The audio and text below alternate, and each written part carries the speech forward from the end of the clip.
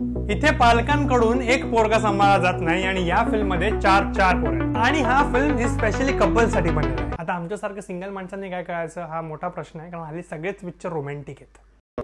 तुमचं सर्वांचं स्वागत आहे माझ्या चॅनल माय व्ह्यूवर। माझं नाव तरी छडकर आणि आज मी बघून आलो 1 2 3 4 नावाचा मराठी चित्रपट। आता रिव्ह्यू सुरू करण्याच्या आधी मला आजचा माझा एक इन्सिडेंट सांगायचा आहे। या फिल्मला एकतर खूप कमी स्क्रीन्स मिळालेत आणि माझ्या इकडे माझ्या थिएटरमध्ये तर फक्त एकच शो या चित्रपटाला मिळालेला आहे आणि तो शो पण जरा ऑड टायमिंगला आहे, त्यामुळे कोणीच तिकीट बुक केली नव्हती। मी थिएटरकडे गेलो तर 3-4 लोक होते ज्यांना ही फिल्म बघायची होती आणि थिएटरवाल्या शो रद्दच करणार होते, पण त्यानंतर थोडे रिक्वेस्ट केल्यानंतर थिएटर ओनरनी हा चित्रपट ॲटलीस्ट चालवला। आता मराठी चित्रपटाचं दुर्दैव हेच की त्याला प्रेक्षक पण नाही आणि शोज पण नाहीत। आता पुढे काय या इंडस्ट्रीचं होणार आहे देवालाच माहिती, पण आता आपण रिव्ह्यूला सुरुवात करूया। मराठी सिनेसृष्टीत एक्सपेरिमेंट किंवा प्रयोग हे कमीच होतात। या फिल्म मधून एक नवीन एक्सपेरिमेंट किंवा एक नवीन कॉन्सेप्ट आपल्या समोर येतोय हे तर नक्कीच। ही कहाणी आहे 2 यंग कपल्सची, सायली आणि समीर।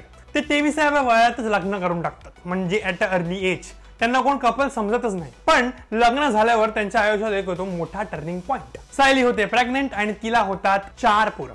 हो, चार पोरं, ते पण एकाच वेळी। आता याच सिच्युएशनवर त्यांनी कॉमेडी आणि ड्रामा क्रिएट करण्याचा प्रयत्न केलेला आहे। या न्यूजवर आपले 2 मेन कॅरेक्टर्स कसे रिॲक्ट करतात, त्यांच्या अवतीभोवती लोक म्हणजे डॉक्टर्स, त्यांचे मित्र, त्यांचे आई वडील ते कशी रिॲक्ट करतात आणि एंड येईपर्यंत याच्यामधला जो इमोशनल ट्रेंच आहे त्या फिल्ममध्ये दाखवण्याचा प्रयत्न केलेला आहे। आता या फिल्ममध्ये काही चांगल्या गोष्टी पण आहेत आणि काही वाईट गोष्टी पण आहेत। तर तुम्ही थंबनेल बघितला असेल त्यामध्ये मी लिहिले डिसअपॉइंटेड, कारण या चित्रपटाचा ट्रेलर बघितल्यानंतर मी खूप चांगला एक सिच्युएशनल कॉमेडी एक्सपेक्ट केली होती या फिल्मकडून, पण ओव्हरऑल फिल्म बघताना कुठेतरी जे जोक्स आहेत ते कनेक्ट झाले नाही। काही जोक्स कनेक्ट होतात जिकडे तुम्हाला जेन्युइनली हसायला येतं आणि काही इतके नाही होत। हा पण एक गोष्ट जरूर आहे, कॉमेडी फोर्स कुठेच वाटत नाही आणि त्यामुळे थ्रू आउट द फिल्म ऑडियन्सच्या चेहऱ्यावर एक स्माइल जरूर राहते। ओव्हरऑल फिल्मचं प्रेझेंटेशन ऍक्च्युअली चांगलं आहे, पण कुठे ना फिल्म थोडीशी स्लो किंवा थोडी ड्रॅग्ड वाटते।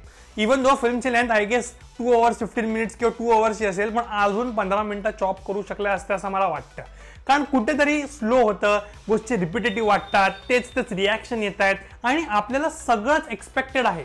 पुढे कोण कसा रिॲक्ट करणार आहे किंवा एंडला जाऊन काय होणार आहे हे सगळं आपल्याला फिल्ममध्ये आधीच माहिती असतं, त्यामुळे फिल्म मधला कुठेतरी एक जो इंटरेस्ट आहे ना तो आपण आधीच लूज करून टाकतो। आता फिल्म मध्ये कॅमिओ पण आहे अमेया वाघचा, जे त्यांनी ट्रेलर मध्ये पण दाखवलं होतं आणि मला वाटलं होतं की त्याची लेंथ थोडी मोठी असेल किंवा 2 किंवा 3 मिनिटाचा तरी कॅमिओ असेल, पण फिल्म मध्ये जो कॅमिओ आहे तो ट्रेलर इतकाच आहे, म्हणजे ट्रेलर मध्ये 2-3 सेकंद दाखवले तेवढंच फिल्म मध्ये दाखवलं आहे। एक छोटासा रिॲक्शन शॉट फक्त अमेया वाघचा दाखवलेला आहे, त्यामुळे पण मला कुठेतरी डिसअपॉइंटमेंट वाटतं। बाकी ऍक्टिंग तर सर्वांचीच चांगली आहे आणि ऍक्टिंगला काही तोडच नाही।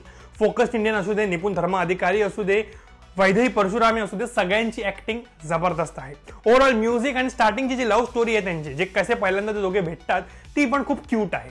आय फेल्ट डिसअपॉइंटेड बिकॉज मी खूप जास्त या फिल्मकडून एक्सपेक्ट केलं, पण ओव्हरऑल फिल्म चांगली आहे। तुम्ही तुमच्या फॅमिली सोबत बघू शकता आणि स्पेशली कपल्स बघू शकता। आय होप तुम्हाला व्हिडिओ आवडला असेल आणि जर आवडला असेल तर जरूर सबस्क्राईब करा माझ्या चॅनलला। तुमचा एक सबस्क्रायबर खूप इम्पॉर्टंट आहे आणि thanks for watching this video.